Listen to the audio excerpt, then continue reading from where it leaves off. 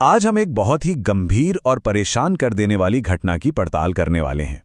एक ऐसी घटना जो दिखाती है कि कैसे रिजेक्शन यानी अस्वीकृति बदले की भावना को जन्म दे सकती है, और ये हमारे समाज के लिए एक बहुत बड़ी चेतावनी भी है। तो हुआ ये कि मध्य प्रदेश के नरसिंहपुर में एक पुराने स्टूडेंट ने अपनी ही टीचर पर पेट्रोल छिड़ककर उसे आग लगा दी। ये सुनने में जितना भयानक है, इसकी वजह और भी ज्यादा चौंकाने वाली है। चलिए इस पूरी घटना को परत दर परत समझते हैं। इस कहानी को ठीक से समझने के लिए सबसे पहले इसमें शामिल किरदारों को जानना जरूरी है। एक तरफ है पीड़िता, जिन्होंने अपनी डिग्निटी के लिए, अपने सम्मान के लिए आवाज उठाई, और दूसरी तरफ है आरोपी, जो एक तरफा जुनून में पूरी तरह अंधा हो चुका था। तो देखिए, इस पूरी घटना के सेंटर में दो लोग हैं। एक 26 साल की गेस्ट टीचर स्मृति और दूसरा 18 साल का एक एक्स स्टूडेंट सूर्यांश कोचर। दोनों की उम्र और उनके रिश्ते का जो ये फासला है, वो इस मामले को और भी ज्यादा कॉम्प्लेक्स बना देता है। दोनों ही उत्कृष्ट विद्यालय से जुड़े थे। स्मृति वहां एक बहुत ही मेहनती और डेडिकेटेड टीचर थीं। दूसरी तरफ सूर्यांश, जो उसी स्कूल का पूर्व छात्र था, वो पिछले 2-3 साल से स्मृति के लिए एक तरफा जुनून पाले बैठा था। तो सवाल ये उठता है कि बात इतनी आगे कैसे बढ़ गई? ये भयानक हमला आखिर हुआ क्यों? इसकी जड़ें एक शिकायत में है। एक ऐसी शिकायत जिसने आरोपी के गुस्से को इतना भड़का दिया कि वो बदला लेने पर उतारू हो गया। देखिए, ये हमला कोई अचानक नहीं हुआ। इसकी नींव तो पिछले 2-3 साल से पनप रहे उस जुनून में ही थी। लेकिन मामला बिगड़ा 15 अगस्त को।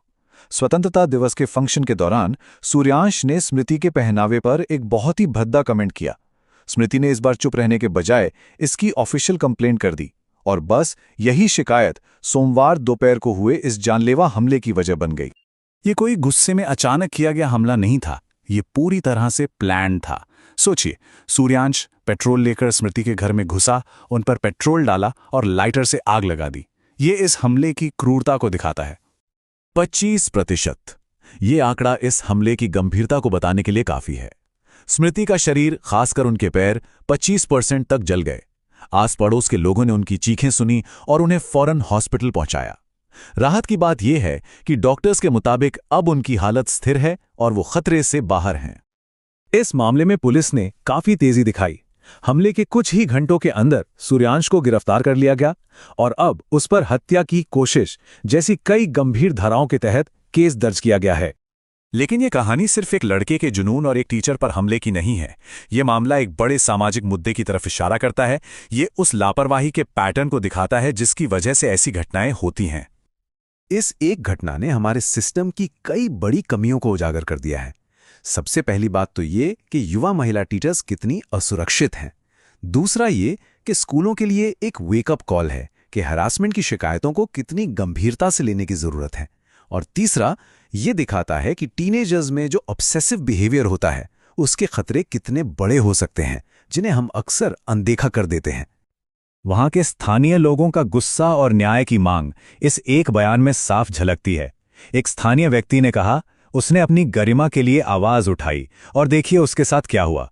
उनकी मांग है कि अधिकारी इस केस को एक मिसाल बनाए, ताकि भविष्य में ऐसा करने की कोई हिम्मत ना कर सके। इस घटना के बाद अब सिर्फ न्याय की मांग नहीं हो रही, बल्कि स्कूलों में सुरक्षा के लिए सिस्टमिक बदलाव की मांग भी उठने लगी है। महिला अधिकार कार्यकर्ताओं ने स्कूलों को और सुरक्षित बनाने के लिए कुछ ठोस कदम उठाने की मांग की है, जैसे कि स्टूडेंट्स के लिए काउंसलिंग प्रोग्राम हो, टीचर्स की सेफ्टी के लिए एक प्रोटेक्शन सेल बनाया जाए, और किसी भी तरह के खतरे की सूचना मिलने पर तुरंत एक्शन लेने के लिए एक रैपिड रिस्पॉन्स सिस्टम तैयार किया जाए।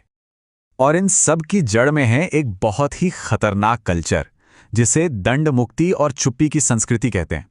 मतलब एक ऐसा माहौल जहां अपराधियों को सजा का डर ही नहीं होता, और हैरेसमेंट जैसी चीजों को तब तक सीरियसली नहीं लिया जाता जब तक कि वो किसी भयानक हिंसा का रूप न ले लें। तो ये पूरी पड़ताल हमें एक बहुत ही जरूरी सवाल पर लाकर छोड़ती है। एक समाज के तौर पर हम ये कैसे सुनिश्चित करें कि जब कोई भी, खासकर एक महिला, अपने सम्मान और अपनी गरिमा के लिए आवाज उठाए, तो उसे इसकी कीमत अपनी जान जोखिम में डालकर न चुकानी पड़े।